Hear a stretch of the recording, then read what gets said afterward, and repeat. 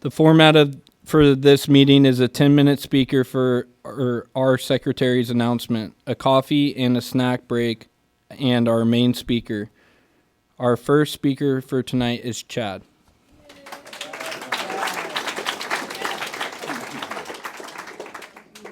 My name is Chad, and I'm an alcoholic. My drug of choice is yes, and I have not found it necessary to do any of that since 12/3/2005.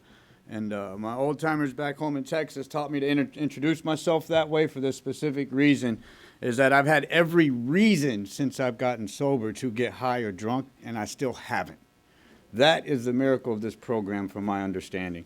And quick rundown: I grew up in Grapevine, Texas. It's upper middle class town outside of Dallas, Fort Worth. Mom and dad stayed together till they both passed. I'm one of 5 kids. I'm the oldest of the second batch, so to speak. I'm right in the middle, but my older brother's 9 years older than me, so I was the first whoopsie. They didn't know how big a whoopsie I was going to be, but here I am. Basic rundown. Staunch religious upbringing. My parents were Jehovah's Witnesses. I am not. I did not like it, did not understand the rules, thought they were hell. I'm not doing them. Screw you, F you. Like, I'm rebellion from the start. Found my cure for that internal dilemma inside my head that always told me I'm not good enough, I'm not fast enough, I'm not big enough, I'm not smart enough, and I'm not good enough. At the age of 14, on a camping trip with my family and the group from their church, and I ran into these older kids that were playing volleyball one night. The girls thought I was funny and hilarious and cute, and I'm 14, and they're all 18, and they just graduated high school and on this trip by themselves, so they're partying their balls off. And they invite me over to hang out with all of them one night, and so I party my balls off, so I get drunk, stoned, and laid all in the same night. And I knew right then and there, this is what I'm doing the rest of my life. I absolutely knew that to the bottom of my being. And so I did that to the best of my ability. At 17, like every morning before I went to high school, we had an ag barn on the high school, like a barn with animals. I don't know if y'all see that, but we had it back there. I showed cattle, I rode rodeo, I played soccer, and I played golf. Weird mix. That's been me my whole life, weird mix. But anyways, did that, and me and my buddy Frosty, that was his real name on his birth certificate, we would meet at the ag barn at about 5 in the morning, and we'd split a fifth of Jack, and that would get us through till about noon, and then we went to this other side of the high school campus that was an arboretum, and we smoked a whole bunch of weed so we could get through the rest of the day. And then I started selling weed to my attendance lady, so I was always at school. Like, she would call me first to verify, like, whether she should call my parents or not. And so I had this weird knack that I could always manipulate the system somehow. Ended up falling into the crack where I could get away with shit no one else could. It was just this weird little thing I was able to do. At 17, I started bar back in this little bar called Wilhoit's. On my 18th birthday, I was supposed to do my first bartending shift, and this lady I'd been flirting with since I was about 14, because I hung out there when my mom and dad weren't, like, up my ass, and played pool. She'd been flirting with me since then, and by the time I turned 18, she walked up to the bar and says, "You're 18 today, huh?" She's like, "You aren't bartending," put $1,000 on the counter, said, "This is for you to come out with me, and you're taking me out," and then started a little journey into the world of escort life. So did that for a couple, 3 or 4 years, and then I got tied up with a whole bunch of meth and all kinds of other shit. Just as a super fast summation of my drinking and drugging.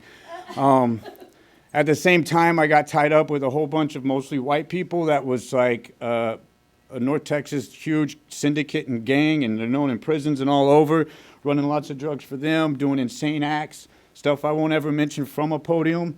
If there's a reason to mention it, it's on a one-on-one basis through a fifth step so people can understand that you can survive shit that's really messed up. And so I went through all that. Didn't stop me. Ended up having like a whole bunch of different girls that worked for me with this escort business I started back then. And then a bunch of people, parties, all kinds of shit. I'd go in the limousine. I had this big old black buddy of my name named Big Baby. He ran the tire shop that I was part owners in.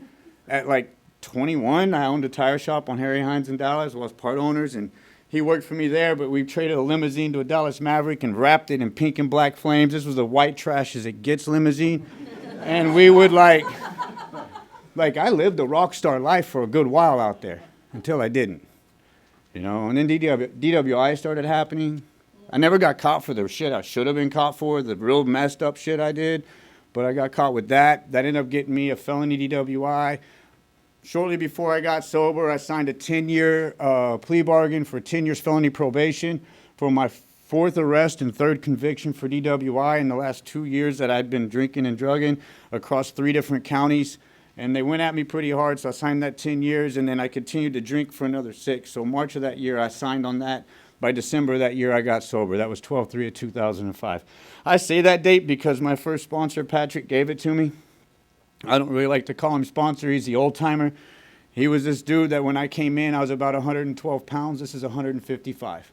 That tells you what I was doing. I was the guy that everyone's like, when was the last time you slept? I'm like, I don't know.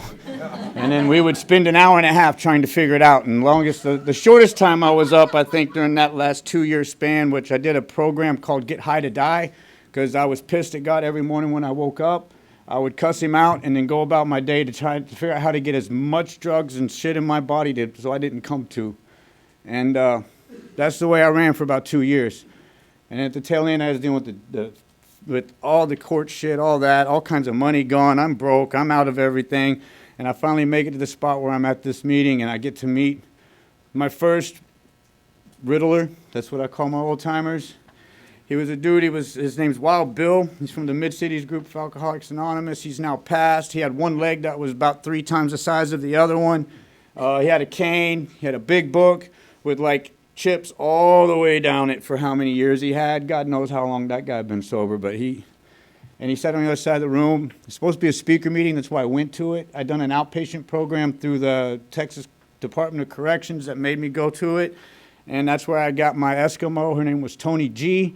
I don't even know if she's alive or not anymore. Last I heard, she had 7 years, and then that's the last I know of her, but she told me about this meeting, and I had to go to 2 of them. I knew this was a speaker meeting, and that speaker didn't show up, and they made it a regular meeting. That meeting had a tradition that if someone gets a desire chip, or the newcomer chip as they're called out here, is that they only talk about steps 1, 2, and 3, and if anyone gets outside of that, Wild Bill's going to let them know to shut the fuck up.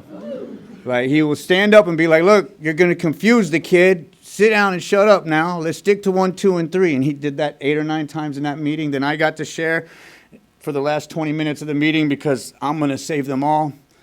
And that's literally what my head said. I was like, these are some messed up people. I need to help them out. And so I went into it, man. And then all of a sudden they hold my hand, and I'm running out the door. I'm sitting literally like right where this dude is in the stripes, right by the door. And while Bill's like over here, boy, where he's at in the black shirt. And that motherfucker was outside the door before I could turn around after the prayer was over. I don't know how the hell he got there, but he was. And he said, look, kid, you look desperate enough that you might be worth some effort, so I'm going to help you with something.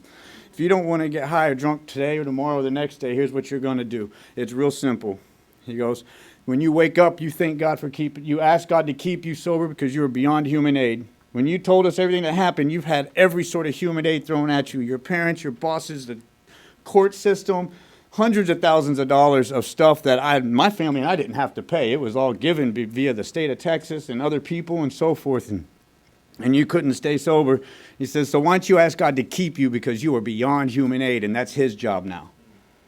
And I was like, well, I can get down with that. Except that God thing. He said, I don't give a damn what you think about God right now. That's your only hope. And then he goes, and if you make it through the day without getting high, drunk, or anything else, and you go to a meeting or two and talk to another alcoholic that's preferably sober right now, then, and you get through that day without a drink or a drug, you can thank God for keeping you sober.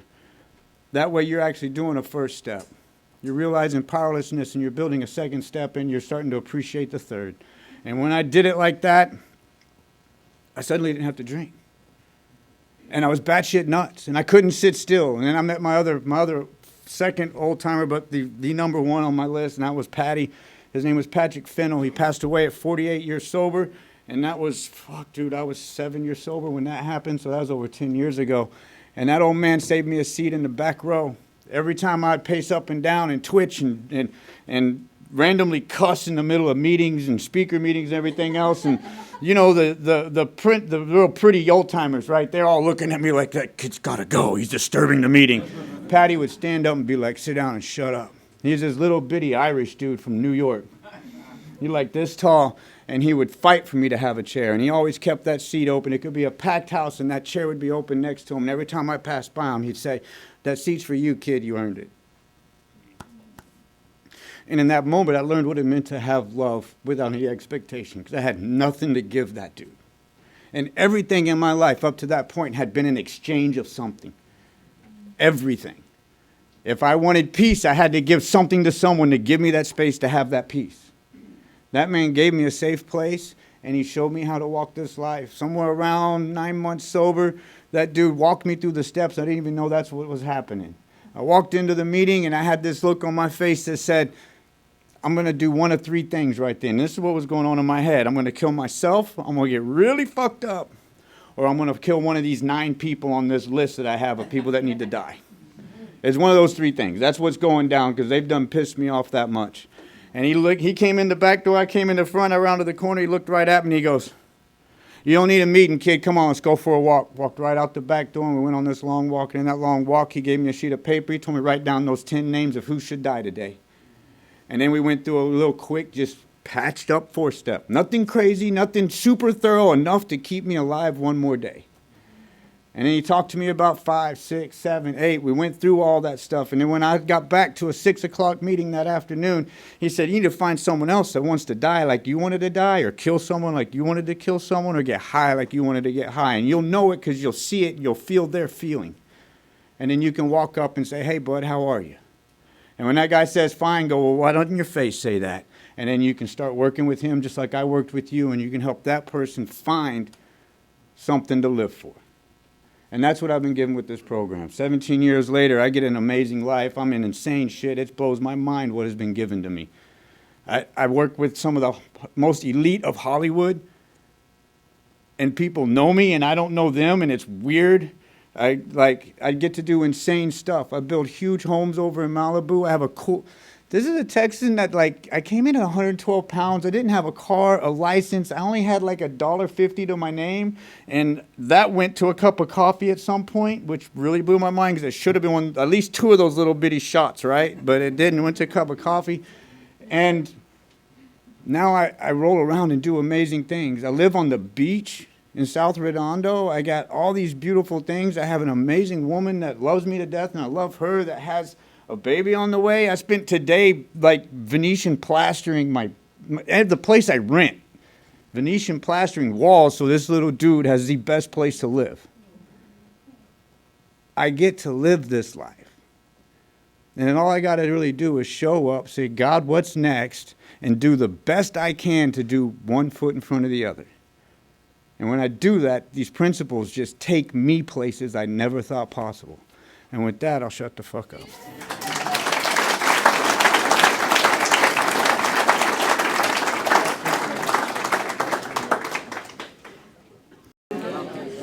Alrighty, so now we will go into the serenity prayer. God, grant me the serenity to accept the things I cannot change, the courage to change the things I can, and the wisdom to know the difference. Now our main speaker will share his experience, strength, and hope with us. Please join me in welcoming Charles.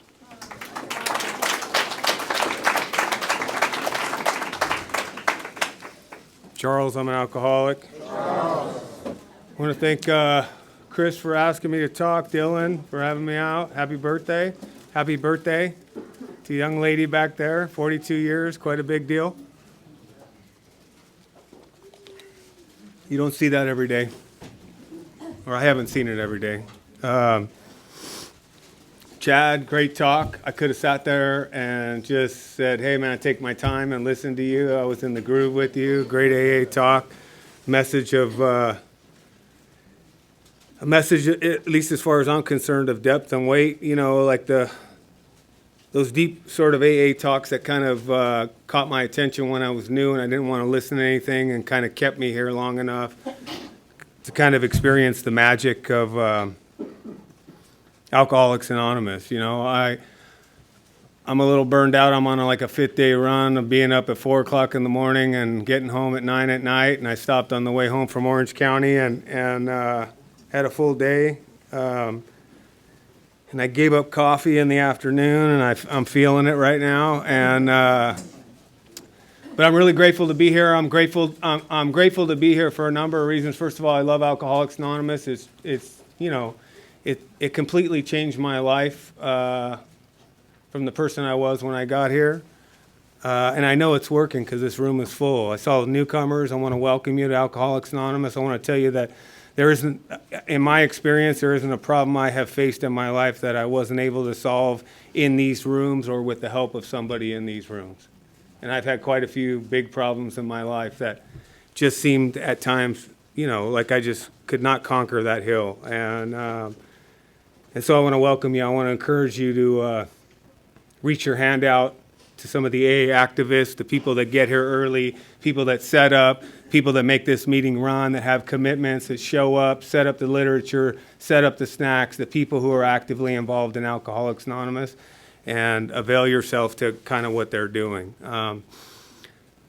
I am youngest out of 6 kids. I was born and raised here in LA, and in Los Angeles. I was born at St. John's Hospital in Santa Monica. We're German-Irish Catholic. My mom actually goes to this church. She lives out here. I live in the San Fernando Valley now, but she goes, or she did. She's 92 and has Alzheimer's, but this is her church. So when I heard American Martyrs, it was kind of nice to know that it was here. But, I was born at St. John's and then brought home from the hospital, and I grew up in an LA City housing project. Had a father who was an alcoholic, Korean War veteran, PTSD. They didn't know what it was back then. He would just kind of rage and drink and leave the house. And I was frightened all the time. We grew up on welfare. My dad would go on benders and disappear for 30 days at a time. They'd find him in an alley somewhere with his eyes swollen up, and they'd take him to the VA hospital, and then he'd go to AA. He'd sober up shortly, and then it was just a constant thing that was happening in our house. And my dad loved me. I knew he loved me. I loved him. We all loved him. But he was definitely afflicted with the things. He was a paratrooper in Korea and the 14th Rangers, and he had seen quite a few things, and they didn't know how to treat it back then. I don't know that they know how to treat it much better now, but they didn't know how to treat it back then. They didn't understand it, and so when he would get frustrated or full of anxiety and stuff, he would rage in the house, and it just frightened me. He carried a gun wherever he went, even after he was out of the service. The neighborhood was crazy, but he always had a .45 in his waistband. So that's kind of the neighborhood I grew up in, and it was an interesting neighborhood. It taught me a lot of values that I couldn't use in my adult life, but when I was growing up, it worked really well in that little community, you know what I mean? But outside that community, it didn't work so well. And, it taught me to run at things that scare me. It taught me never to back down. It taught me that if I did back down, that what would happen was everybody would prey on me, and that it didn't matter whether I won or lost, that if I had the respect of the people in that community, that, I would be accepted. And I always just wanted to be accepted. I spent my life doing crazy stuff and doing outlandish things to please people who really didn't matter, to be honest with you. Not only until I got to Alcoholics Anonymous, but even after I got to Alcoholics Anonymous. If I stay sober another couple weeks, I'll be 29 years sober. And thanks for clapping, but the truth is I'm just a spoke in the wheel in Alcoholics Anonymous. I'm no big deal. I think nobody's a big deal in Alcoholics Anonymous. I think the big deal is Alcoholics Anonymous, right? People come up and say, oh, you're a miracle. I'm I'm not a miracle. You know what I mean? I'm part of the miracle. And that's how I believe it. Because when I start thinking I'm a miracle, we're all in trouble, I guarantee you. And so I started running the streets with all those guys. There was a 600-unit housing project. Gang-infested, drugs sold in the parking lot, open drug market. There's 6 white families out of that whole entire housing project, and my family was one of them. And I thought I was Mexican until I was 18 years old, and I ran around with all those upstanding guys in the neighborhood, Puppet and Trigger, and all those guys. Had my pants pulled up to the middle of my chest and a slingshot. I had one tattoo when I was 13, and I'd have my Pendleton over my arm, standing out in the dead of winter, freezing, but so you could see my tattoo because I needed to be cool. And, I just wanted to fit in. And I remember the first time I really got enough alcohol in me to feel the effects. Like I always felt ill at ease, like I didn't fit. I didn't fit in my family. I didn't fit in that neighborhood. I didn't fit in my any situation. I just didn't fit. I just, I was a mixed up kid. I didn't have parents who were talking to me about my feelings, trying to work out like what was going on with me.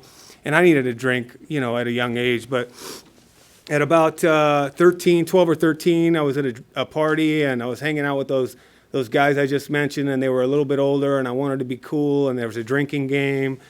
And I chugged down, like I had to drink in front of them rather than just hold a beer to try to look cool. And I got a couple of, 8-ounce glasses of beer down and a couple more, and then all of a sudden I felt the magic that alcohol did for me every time up until the time I came into Alcoholics Anonymous. Alcohol, like I'm not one of those people that gets here and says it didn't work. I mean, I know that does happen for people. My life was definitely a shambles at the end compared to what it was in the beginning. But one thing that was absolutely certain, just like it is tonight with the problems I have in my life today, if I go over and go to the liquor store and pour 4 fingers of whiskey, it's going to take those problems away right away.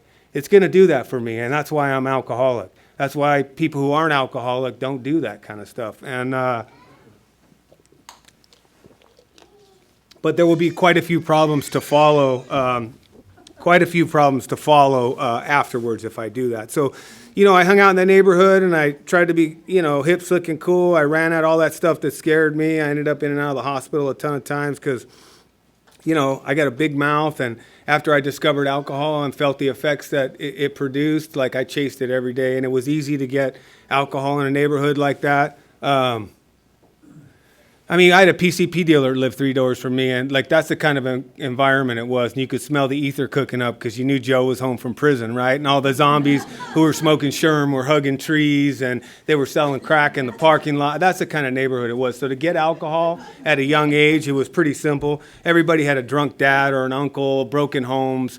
You just go down to the corner, and for $3 or $4, you could get a 6-pack of tall cans when you were 13 years old, and the wino might grab 2 or 3 of them, but 3 or 4 tall cans at 13 years old would definitely get my day started and make me feel like I had arrived. Alcohol always took the sharp edges off of life, and I drank it as often as I could. And I wasn't a daily drunk then, but I drank quite a bit, and I would get in trouble at home for drinking, and they would just they would give me the lecture, but I never really got in trouble. They were just glad I wasn't like laying in the street with a needle in my arm and or shot dead in the middle of the street. That's what was going on in that community. And but I did take to the streets, and some of that stuff started happening to me as my alcoholism progressed, my drinking, the people I was hanging around with. I started tattooing myself,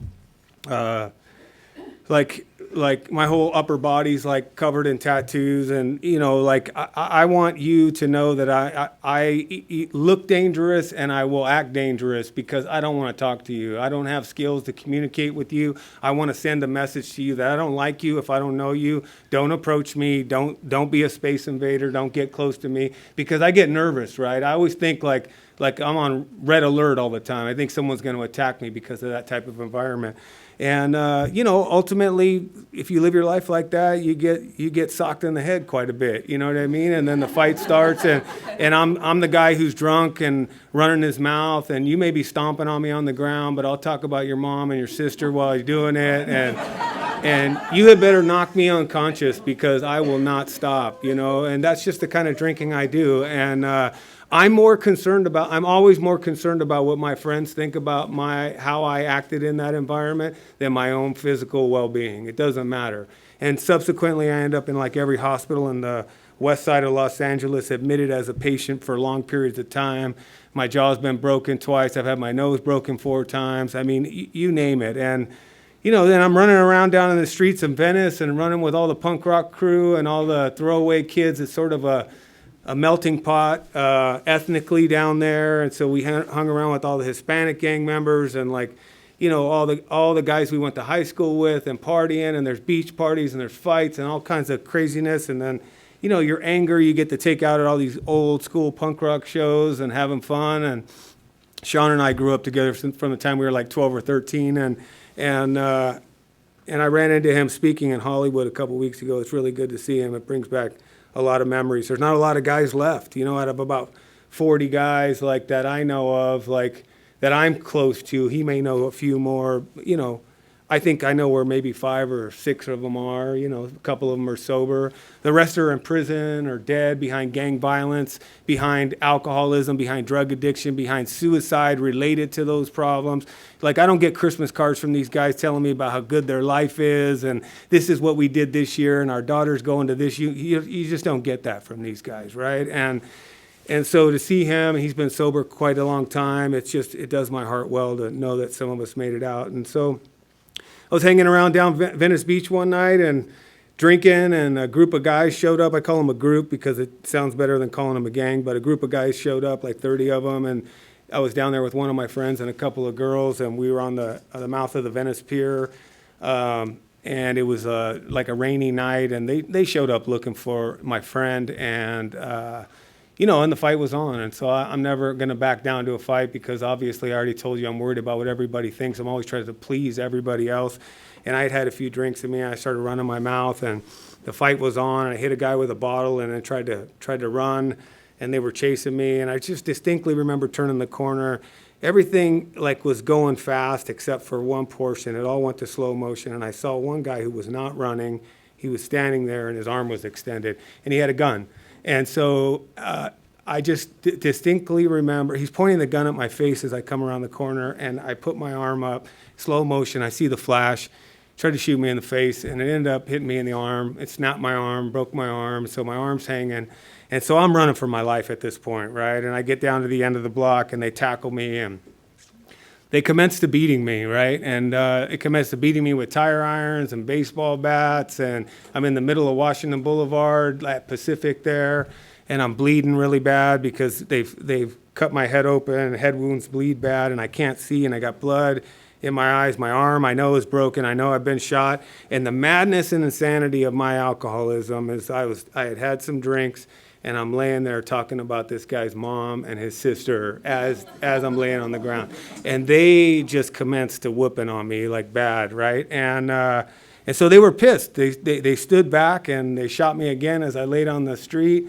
And I was still, after I was shot the second time, running my mouth and bleeding. And, I kind of had a moment of clarity at that point, right? And I thought they had overreacted a bit, to be honest with you. I didn't even really know the guy's mom, so I don't know why, I was just trying to make him a little angry, and I guess it worked, right? And so I got story after story like that, right? And literally I could go on forever with crazy stories, coming home with my jaw dislocated, broken, and just not even knowing how it happened, in a blackout, waking up, 2x4 mark across the side of my head, stuff like that. And my mom was praying her rosary beads for me. I'm the youngest, and she's like, oh my God, what are we gonna do with this kid? And I got out of the hospital, and my jaw's wired shut, my eyes are black, all the way around, my lips are huge, blood blisters, it's wired, I got pins in my arm, from where I was shot, I got a bullet in my leg, I'm on a cane, hobbling out, and across the street from the hospital, my dad didn't know what to do with me, but right across the street there was a recruiting station, right? And they had this big 8-foot poster of a guy coming out of the water with this, camouflage on, and, he's got these droplets of water on, this ranger coming out of the water, and he's got this rifle, and I immediately, this thought hit the back of my mind, you know what, you need a rifle. That's what you need. And so I wandered into the recruiting station. And I already told you how I looked, right? You would think the recruiter would be, I had my hospital band on, I'm hobbling, over there. And you think they'd be like, hey, go heal up, come back. I don't know. Maybe they teach those guys in recruiting school how to recognize angry young men. But I think that I was a pretty easy mark at that point. And I came in and I don't know about the rest of you, but I make huge decisions in my life and have for quite a long time. Based on how I'm feeling in the moment, that might affect me for the next 4, 8 years, things like that. I'm sure nobody in here has ever done that before, but that's the kind of guy I am. And so, I joined, I took the test and I had a delayed entry. Obviously, I had to heal up, but I said, I want to be a paratrooper. And the guy looked at me, he said, well, maybe you're not as smart as they tell me you are. And And so, you know, like once again, I have another moment of clarity. I get on that plane to go to basic training, and the plane starts to taxi, and I'm a project kid. I've never been anywhere. I've never been on an airplane. And all of a sudden, like, I realized, like, I had an insane fear of flying, right? And I was like, what am I doing? And I needed a drink, like I always need. I need a drink. When I start feeling anxious or uptight, I need a drink, right? And then, you know, this plane starts taxiing. They won't let us drink because we're all going to basic training, Fort Benning in Georgia. And then I had another thought, like, hey, dummy, you just joined the military to jump out of airplanes, right? And I was like, oh, my God, right? And so I ended up going to basic training and advanced infantry school and then airborne school. And literally my second plane flight was at Fort Benning, and they didn't fly long. They just flew up to about 800 feet and opened the door and said, get out, you know? And I wanted to refuse. Every fiber of my being, I wanted to refuse, right? When they open that door and you see the ground going by, like it was an eye-opener for me. But once again, I'm sitting next to my buddy, right, from basic training and an infantry school, you know, like Johnny Ranger, and I can't be like, hey, dude, I'm feeling a little upset. How you feeling right now? You know what I mean? They don't do that. The answer to everything's airborne, airborne. Everywhere you go, they indoctrinate you. You going to breakfast, airborne. Going on vacation, airborne, airborne, sir, all the way. That's like just crazy. And so you can't show any weakness there. And every time they opened that door, I jumped out of an airplane 47 times, right? And every time they opened the door for me, I wanted to refuse. But I'm more concerned with what people think about me than my own safety. I'm like, all right, I guess I'm going to die on this one, right? And then my chute would open, and I'd be like, oh, God, thank God it opened, right? And I drank heavy and hard during that. And, you know, I was called up and activated. In 1989, and they said, okay, you're not going in a show of force anymore. Here's your mission. And I jumped into Panama on the invasion over there. And I was not happy about it. It was Christmas time. I was supposed to go home. I couldn't get a drink. You know, like I was nervous, and they started giving us live ammo, and everybody was bumping their chests like, oh, it's going to be great. And they're like, what's wrong with you? And I couldn't really communicate my feelings well back then. And all I could tell them was, hey, man, I've been shot. And when you get shot or somebody gets shot, everybody's mood's going to change. And they were like, nah, it's good. And sure enough, we jumped in over there, 400 feet, no reserves. I mean, your reserve doesn't work that low anyway. And you know, we stepped out of the plane. They were shooting at us at the plane. There was tracers in the sky, and I thought, what the hell am I doing? I'm supposed to be at home for Christmas, right? I mean, I was done at that point. At that point, I realized, you know, I had already been all I wanted to be at that point, right? I was like, I'm done. Came home, did my job over there, but I'm comparing. Another thing that I do is I'm comparing how I feel on the inside to how my friends look on the outside, right? They all look brave, and I'm feeling scared, and I'm like, you know, is this the only one? And I come to find out that if you're not scared in combat, you need to see a psychologist, right? And came home, they pinned medals on me. My dad wanted to march me around, and I was ashamed about how I felt. I couldn't talk about it.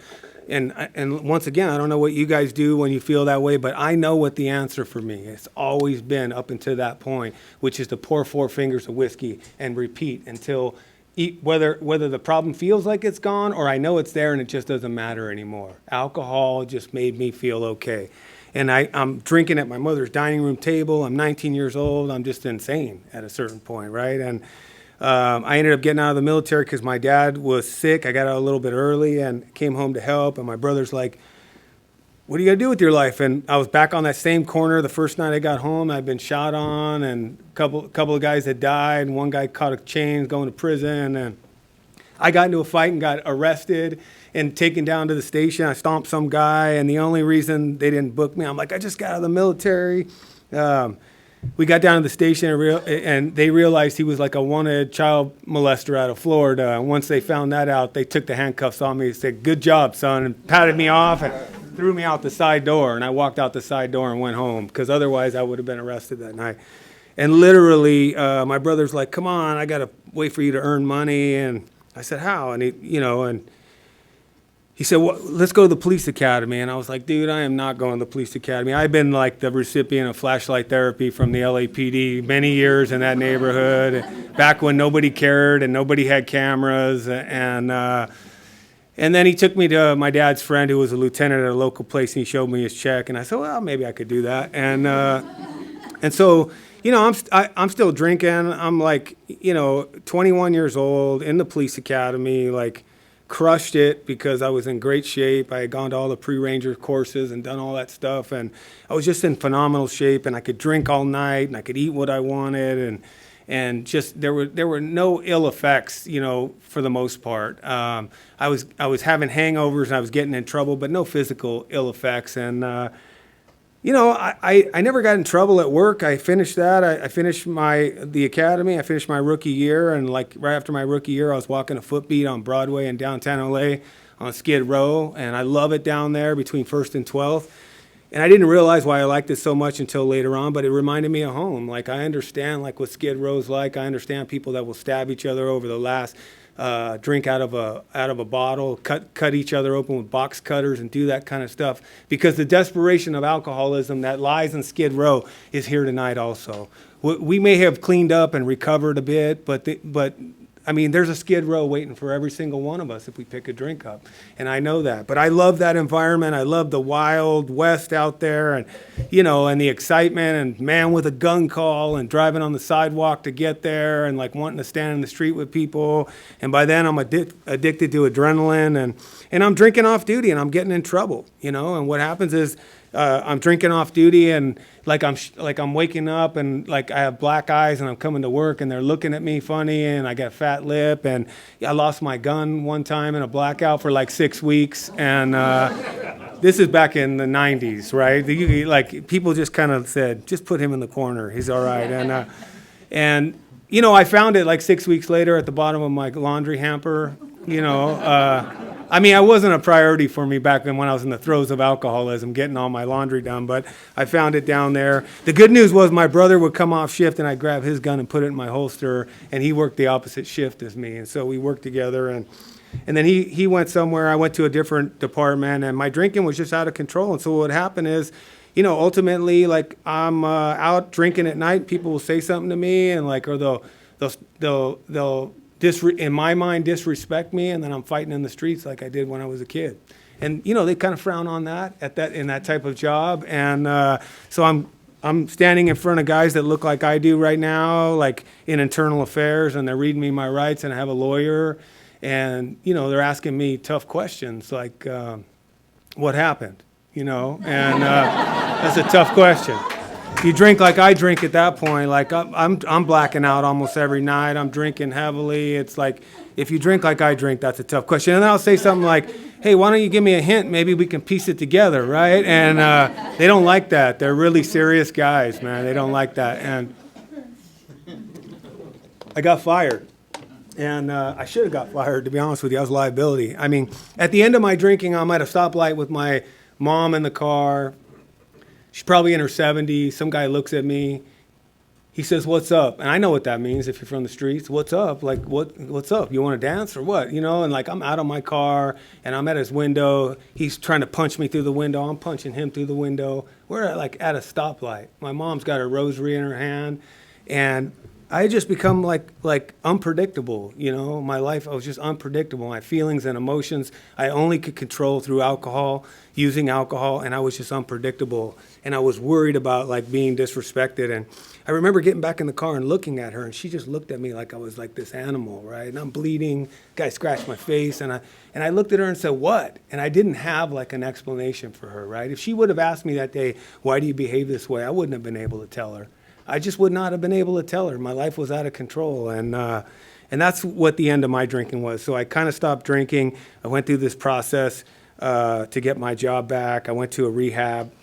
I ended up getting my job back, and but in the meantime, like, I didn't know what to do with myself. I was working out like twice a day. That was like my AA program, and then in the beginning, like even before that, I was trying to quit before I went to AA, and I would get so far, but like ultimately the anxiety and the pressure and the panic attacks would take over, and I would have to drink just to keep my sanity. It would get so bad. That's me without like a program.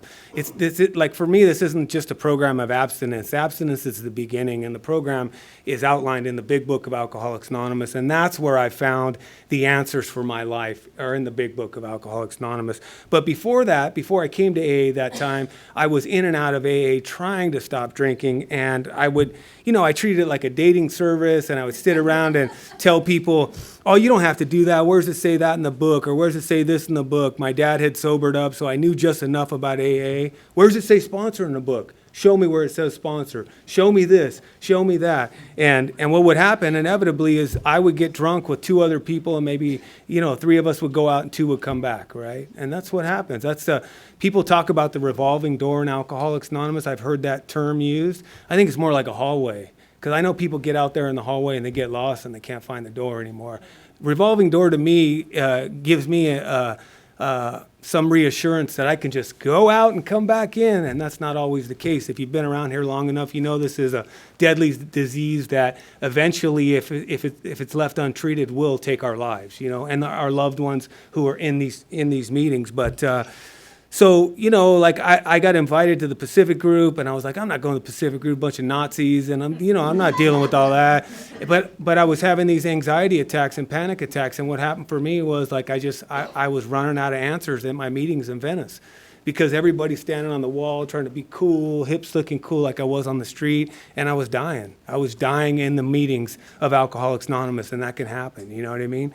And I went to the Pacific group, I showed up, I got invited there, and I was wearing like cut off khaki shorts, a slingshot with all my tattoos, and I was like probably 40 pounds heavier than I am now. I was lifting like twice a day, like just a monster, and walked in there with my corduroy Crip slippers on, mad dogging everybody, and because I'm afraid of everyone and everything, right? I got to send that message, like, don't talk to me, leave me alone, like, and I think it was a little intimidating for quite a few people, but Pacific Group's a little different. Like, if you're new, they're like, oh, hey, welcome, you're new. They like tack you and stuff, and there was a guy at the door with a bow tie, and as I was coming through the line, there's like 1,000 people at that meeting every Wednesday night. I was coming through the line, and the guy held my hand. He held my hand. He wouldn't let go. And so that's like, I'm like, hey, dude, you're getting a little out of hand here, I'm thinking to myself. And then he starts asking me personal questions like, what's your name? Where are you coming from?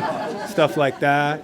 And I'm going to give you a quick response. Usually in a situation like that, when I'm full of anxiety and fear, I'm going to give you a quick response. And if you don't respond well to what I'm telling you, then I'm about to dance with you. Those are the tools I have at that time. And I said, my name's Charles, and I'm coming from your mother's house, punk. That's where I'm coming from. And he was like, oh, my God, right? Everybody's like, oh, my God. And I said, and I'm going back after the meeting, too. And my first sponsor, Don Ann, who had been in Folsom and Soledad, he'd been locked up with Johnny H. in the late 50s with Merle Haggard and Folsom. He had been sober 20 years, and he had invited me. He saw me at the door making this big commotion, calling the guy a punk and all kinds of stuff, and he grabbed me, and he walked me over and sat me down. And I swear for the first 18 months I was there, like one guy would get up and they'd have another one come and sit down. Johnny H. would sit with me. Larry T. would sit with me. Don N. would sit with me. They was just like, they were babysitting me because I just couldn't be trusted, right? And so I started to see all these people I didn't know in AA, this huge group of enthusiasm, and they seemed happy, and they were active. They were doing stuff, not only in AA, not only taking commitments. We were on road trips everywhere. When people were speaking, we were piling in cars. Not only all that stuff, but they had outside extracurricular activities. If somebody needed to move, they would put a flyer up, and there would be like 140 people that show up to move this person. And there would be a daisy chain of stuff, and they would unload them. You know what I mean? And afterwards, they would have like food for everybody, and they would say a prayer and thank God that they were sober another day, and then everybody would scram. I mean, there was just so many things to do that I got swept up in that fast-moving current, but I wasn't super excited about it right away. Don was speaking. Don was an armed robber from Bakersfield, and he committed robberies like in the late 50s in Bakersfield when it was a really, really small town, right? But he didn't use a mask, so he came in and he was like, give me your money. And they're like, Don, why are you robbing us, right? And, he'd get locked up and go to prison all the time. And it's like hilarious when he tells it. But Don talked about a lot of the stuff, like, all those preconceived notions we all have for whatever they are when we come into AA. And he talked about how he couldn't hang out with people who were gay because he had been in prison and it wasn't manly. He couldn't hang out with people who were black because there was racial segregation in prison and all this stuff. And if you ever heard his talk, he would get to the end and he would tell everybody, settle down, wait till I get to the end. And he would talk about the progression in Alcoholics Anonymous for him. And how none of those things stood in the way in between him and any of those people or groups anymore. He ended up sponsoring a guy who was gay that he walked to his deathbed from AIDS, full-blown AIDS. His friends were from every ethnic background. But when you first hear his story, you're like, oh, God, what's this guy going to talk about? And I remember getting in the car and they'd shove me in the car and we'd be driving to like San Diego or Bakersfield. And like when I was new, it was like Don, he was an armed robber. There was a doctor who had lost his license. There was me, I had been fired. And then Aaron, who was this black militant Muslim from South LA. He wore a bow tie and he used to stare at me like, you're the white devil, right? He would look at me all crazy. And I thought, what am I doing here? It sounds like you're getting ready to tell a joke and you're waiting for the punchline, right? And it was uncomfortable. I just thought, what has my life come to? And the funny part is we would get there and Don would have his talk and then it would kind of ease things. And then on the way home, we'd slowly start to talk. And I did that for years and years and years. And my friend Aaron, he lives in Texas now. I still talk to him. He's 29 years sober. We got sober at the same time. Don died sober. And I got actively involved in Alcoholics Anonymous. And for me, what that means is I got a sponsor, right? I got a home group. I worked the steps out of the big book of Alcoholics Anonymous as they're outlined. I wrote all 3 dreaded inventories that are in there. And there's 3 if you don't know, there's not just one. But they're not horrible. They're pretty simple as they're outlined, the 4-column inventory. And, but along the way, I had doubt and shame and guilt and all the things that lead up to that. And by doing those things and getting to a 5th step and sharing all those deep, dark secrets and all that stuff, I was allowed to stay another day. Kind of like Chad talked about. He did that quick. I did it, and it wasn't as thorough as I would have liked it to have been. And I went back and did it later on. But initially, it gave me enough peace to stay around for a while, right? And that's kind of what I was trying to do. I was trying to live comfortably in my life. And I've been through divorce here. I've been through, I got remarried. I've been married. I've been with my wife 24 years. We've been married 20 years now. And she's a member of my home group. And I had 2 kids from that previous marriage. And life hasn't always been easy, I had a midlife crisis at 2 weeks before my 40th birthday. And I was on the job. And I re-enlisted and took a leave of absence. And 5 months later, I was on my way to Iraq at 40 years old. And with 3 children at home, right? And my wife was not happy at all, to say the least. She supported me, but she was not happy. It was something I couldn't get out of my system. I felt like I owed something. And, I got over there and I started talking to the youngsters as we started flying missions. I was a door gunner and a crew chief on a Black Hawk helicopter. I flew 600 combat flight hours out of Mosul, but the northern part of Iraq. And I saw all the horrible shit you see in war, like most of us who are there have seen. But I would come home and then we would sit around, 2 of us, and talk about it. And then, as the weeks passed, there were 5 or 7, and then there was 10, and we'd come off mission and I'd talk about it's okay to be scared because nobody told me that the first time I was there, as long as you do your job, right? And I felt like that circle had been completed. Like AA had shown me to be able to communicate with some of these young guys and let them know it was okay as long as we did our job. And I came home and I was getting ready to, probably came home in 2011. I got hurt 2 weeks before I came home, got medevac, spent a year in and out of the hospital with a brain injury and 2 major surgeries. And once again, there was no ticker tape parade for me, from my wife. And I thought my marriage was over. I thought everything was over. And I just got busy in Alcoholics Anonymous. And like most of my problems, if I get busy in AA, busy with helping newcomers, busy doing the things that we do in Alcoholics Anonymous, most of my problems die from lack of neglect, or from neglect. You know what I mean? They really do. They're not that important. you know, and when the important ones come up, then I focus on those and deal with them. I was getting ready to go back again because I had signed up for 7 years because I don't do anything like on the 2-year plan. And I got a call one night. My son had been involved in a fight, and he had killed somebody. He was 17 years old. And I was getting ready to go fly the next day, and we were mobbing. It's 2016, 2015.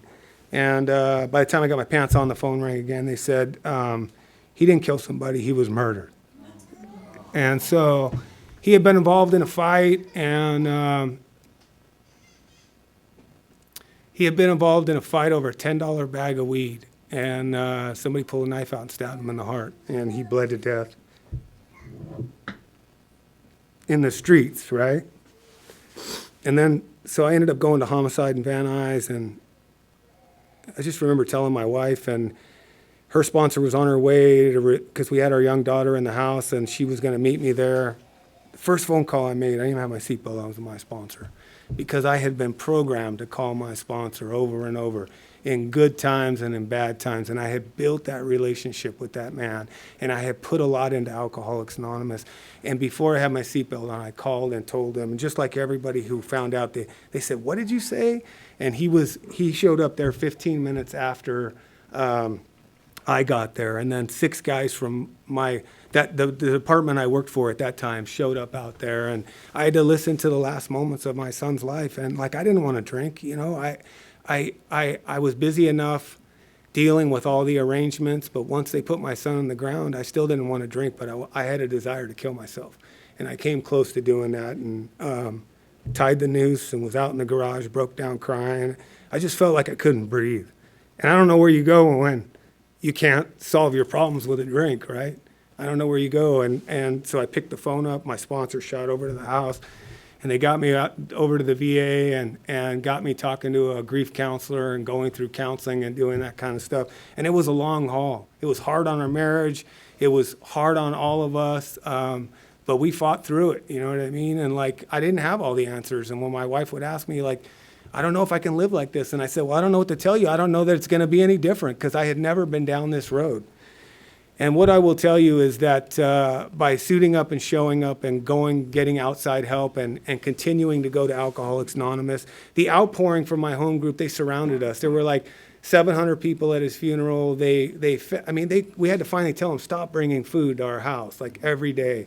People were there. There was a parking crew. They had a parking commitment crew at the funeral, and they were parking. And the priest is like, who are these people, right? They had coffee set up and the reception set up, and Clancy came and sat with me. I had gotten close with him, and he had lost his son too, and he came and sat with me afterwards. And it was just one of those days where I stood in line and shook everyone's hand, and I realized in that moment that like our loss, our family's loss, was not only our loss, it was the loss of like AA, because my son had grown up in AA. I watched friends of mine walking through that line who I had never seen have a feeling before, just bawling their eyes out, right? Just bawling. And I just realized that, you know, I could either make a choice to destroy my life and get vengeance, or I could focus on the rest of my family. And God removed that from me shortly after, and I focused on my family. Did not remove the pain, but remove the want and desire to hurt somebody over that. And I sat through the court case and did all that, and I just continued in Alcoholics Anonymous. And it's been a long road, you know. Our youngest she was like 8 years old at the time. She's getting ready for college now, and next year she'll be going to college, and we have an incredible life. I'll be 29 years sober. My wife will be 26 on the 16th. Our household is about Alcoholics Anonymous, about helping new people, about living this life, you know, that's in front of us, and doing the best we can and treating each other well. I'm glad there's Al-Anons in the room. I'm like a control freak. I ended up turning into my dad, right? I retired in 2020 during the pandemic because I was angry about the district attorney they elected, and I like drove into work and didn't tell my wife, and I quit that night.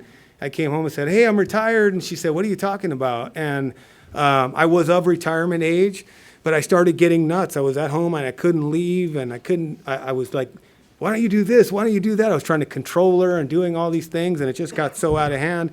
And I had turned into my dad.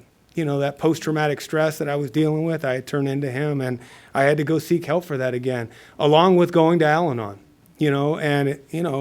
now she comes to me and says, hey, I got a problem with this, this, and this, and I get to look at her and say, wow, honey, that's a tough one. What are you going to do with that? Rather than, she looks at me all crazy, like, she wants me to fix it when she wants me to fix it, but when she doesn't, right?